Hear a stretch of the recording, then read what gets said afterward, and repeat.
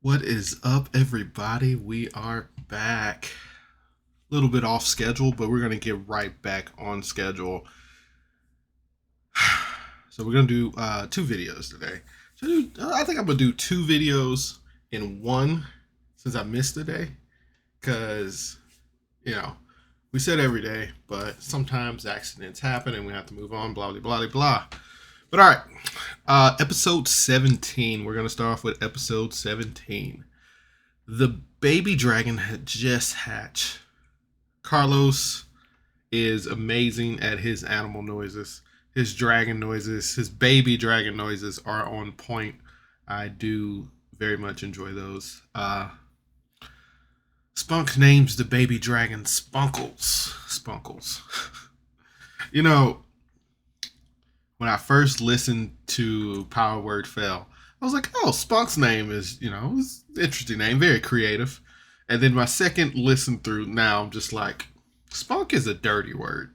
Just like in TheHomeBrew, they have another whatever, and there's a guy named Grundle in there, and I was just like, oh, these people are so creative with their names. Don't look up their names. Don't look up the meaning of their names. Anyway, Ambrose really doesn't like dragons. He really dislikes dragons. Um, his favorite line is, "There's never been a good dragon," and I'd prefer to disagree. Uh, I prefer to disagree, Ambrose. I don't agree with you there. Apparently there was a dragon war somewhere in the world, and that's why there's some people who hate dragons and some people who love dragons. Blah blah blah. Uh, really don't have that much information on there. There was just a dragon war, and surprisingly, humanity won and not the dragons. It's very confusing. I would always think if the dragons kind of rised up against the human race, the dragons would win. Anyway, um, they try to test Spunkle's intelligence, and he hit and miss, hit and miss. Crystalborns, we find out, are intelligent from birth. They're very self-aware, self-conscious from birth, so that's pretty cool. Spunk is a literal medical doctor. He can heal anything and heal anyone with medical. He's illiterate, but he's a literal doctor. That's quite interesting. Um, they confirmed that the name of the dragon is Spunkles, so his name is Spunkles. Ferric, Ferric and Dahlia just started racing out of nowhere. And Ferric bet Adalia for a future favor. So if he wins, she owes him a future favor. I don't think she said she wanted anything if she won. Um, when they're racing, Ferric does this dirty trick. He casts Hold Person on Adalia, but she broke out of it, and I think Ferric ended up winning. They find a farm where these dragon-like creatures were attacking. The dragons, they see that these dragons take this little girl from this house, and they kind of fly off with her, or one dragon. They go down there and they start fighting these dragons. They really make short work of these dragons. There was more dragons than how much trouble they had. The it just seemed like they were having more fun than anything. Didn't seem like this was a very pressing battle, a very pressing issue. So like the battle just seemed like it went by pretty smoothly. So it just kind of was a fun little battle. It didn't seem like there were high stakes there. Christopher is struggling more than anything, but he is using better magic. You see that he's casting new spells, he's learning new things. So they're training Christopher pretty well, or they're at least giving him the know-how to learn different things.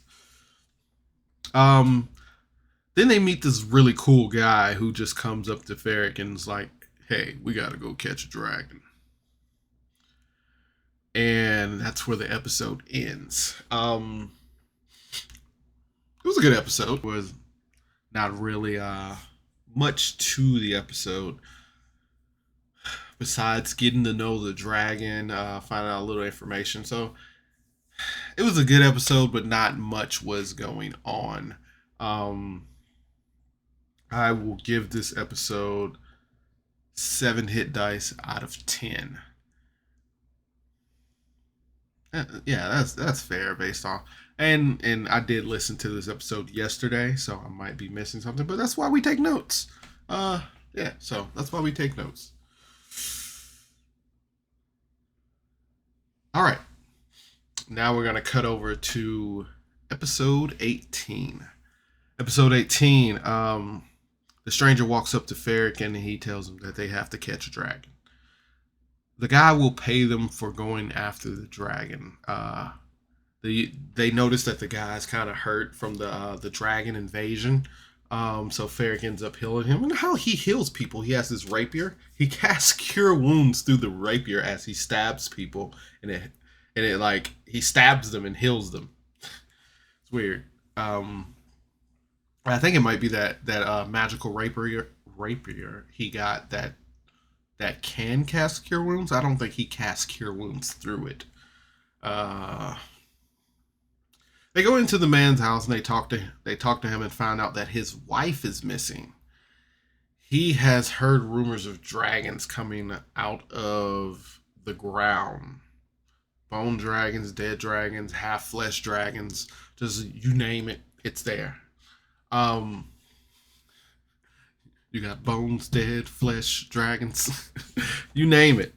Anyway, um Mirage tried to blow the man off. He's just like, well, we're gonna go handle the source of the problem, so we can go do that, and then we'll come back and we'll figure out your problem. Like Mirage, no, that's not how heroing works. You handle the immediate problem in front of you. Uh, the man offers them $5,000 to help him, and then an extra 2,000 for not asking questions. But we know that this group doesn't. Austin might be a murder hobo. Like he immediately was like, "Man, we could just kill this man and take his money." But they didn't. They don't do that. But that idea was thrown out. That idea was thrown out there. The team takes a short rest until nightfall. I think it was a long rest because I think at first it was going to be a short rest, and then they were like, "Let's take a long rest so everybody can be recharged," and they weren't going to go until night. Ferric investigates the dragon-like creatures as I think he only needs because he's nocturnal, so I think he only needs like 4 or 6 hours of rest. Dahlia too, I think she only needs like 6 hours of meditation. Um, Ferric snoops around for clues, and he finds this coin with draconic markings and writing on it. Ambrose can read draconic. He hates dragons so much that he learned how to read their language and speak their language, just so he can be angry at them. And the coin read, "For the one I love, I would do anything," over and over again. It was just, I guess it was etched into the coin over and over again.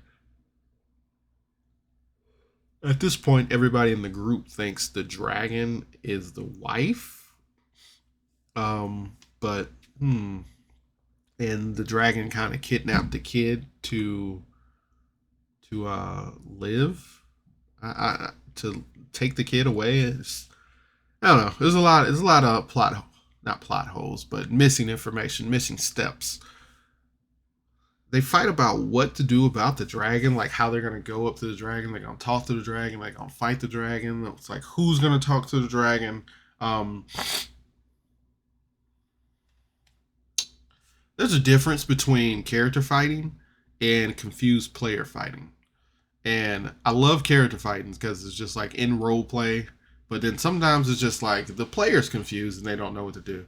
But this was more of a like role play fighting because it's like Ambrose is just kind of like, what are we gonna do?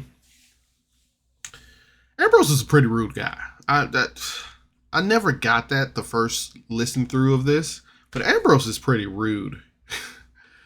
He and if you ever join the Discord, he does like little memes and stuff, and he justifies why Ambrose is rude, but Ambrose is pretty rude.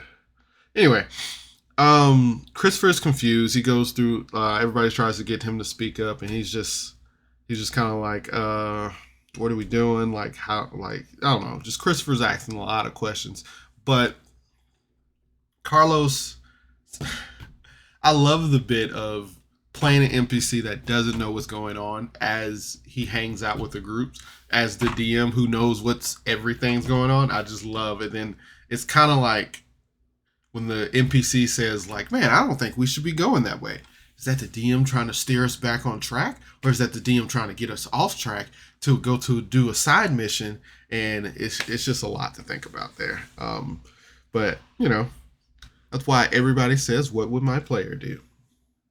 That is what my player would do. They end up laying down for the night, waiting for the nighttime. Ferric goes and talks to Ambrose about Evangeline. So he tells Ambrose that the prince has her soul is fragmented. He's talked to Zola, and they kind of explained that, and Ambrose got a little defeated there. It was really good scene from Ian.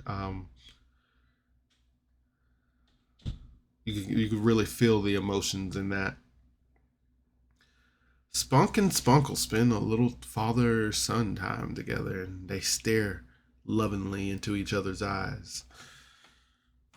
But Spunk kind of talks to him and tells him how he's going to keep him alive and how he's going to be there for him and all that. And it's just so sweet. So sweet. If anybody ever wondered why I'm constantly looking over here, it's because my second monitor's over here and my picture is up on this monitor. And then my notes are right here and my camera's right there. But anyway, all right, so it is about nighttime and they get ready to go, but Christopher doesn't want to go. He's been having some bad dreams, and the group trying to make a big deal out of that. If you've been having these bad dreams, you need to tell us about it because everybody's paranoid that Zeos has control over Christopher or he's done something to Christopher. But he just kind of says, they're just bad dreams. I don't want to like just. He's scared. He wants to be a hero, but he is scared. They end up heading out. They travel so forth. Marcus is the name of the guy that they're working for, by the way. They find a cave, or Marcus leads them to this cave, and then they get ready. They prep themselves to go in because they don't know what they're gonna find in this cave. They go into the cave and they start exploring. And Carlos describes this like vast cave and this dragon cave. So it again, Carlos is very good at describing stuff. He describes like there's a lot of like you can envision this, and it's just enough so you can envision how you see it. Um, while exploring the cave, the ground breaks loose, and they fall, and everyone casts feather fall as they're falling down to the ground, and then that's where the episode ends. All right, this episode is clearly setting up for something bigger and vast. This actually feels like a side quest, kind of just like we're gonna fill the time for them getting to Zeos or doing whatever, prepping whatever. But it does feel like the NPC was just like, "Hello, adventurer, I have a side quest for you." So, um, it does feel like that, but it's still a good episode. There's still a lot of good stuff going on here. Um, but again, role play is great. Descriptions are great. Carlos is great. Uh, if I'm judging anything, it's how fast and how far and what happened in the story. I feel like the story is kind of on pause, and everybody needs their break from trying to stop the BBEG, big bad enemy guy. I don't know, big black bad boss guy, whatever. But everybody needs that break of like, all right, we need to stop trying to kill this bad guy and just kind of focus on some lesser stuff. Let's go pick some herbs or something, you know. So I do acknowledge that, and that is a good thing to have. But this episode I will give 7 hit dice out of 10. Big 7. Good episode. I just felt like we're just pausing from the main story, but while everybody's like, we need to hurry up and do something about Zeos. But I just feel like this is just a like random encounter. I feel like this is a random encounter, and it's not moving anything forward. But it's still a good episode. Like, I'm not mad that it's there. I'm not like, man, we need to get back to the meat of the story. I'm just like, okay, I see what's happening here. So 7 out of 10, and that's all I got for the night. I've only been 1 episode behind, so we did that, and hey, those 2 episodes were together. We didn't have to leave off that much of a cliffhanger. So remember, you are loved, you are important, you matter. Thank you for tuning in to Miles TV. If you want to see more, let me know. If you want to see something else, let me know. If you want to drop any advice, comments, questions, whatever. I love reading what you guys leave or what you guys say. Every time I don't think anybody's watching this, I have like 3 people who are constantly like, "Hey, I like this one specific thing. Thanks for one specific spot in your video." And I'm just like, "Oh, people are watching this." So, comment, subscribe, let me know. We're chugging away. We're on episode 18. We are, man, I can't wait to do math with Carlos. We are on episode 18, and there's 50 episodes, so we're just 20, 30, 40, 50, 50, 28, 22 episodes. 22 episodes before we catch up. 23 now because they're on 51. But 22 episodes. We've done 18. We're halfway there, people. Once we catch up,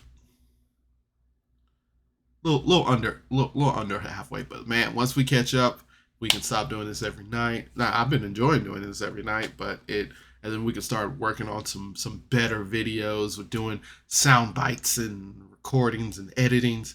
I can't wait. But until then, you guys have a nice night. Thanks for tuning in to Miles TV. Bye.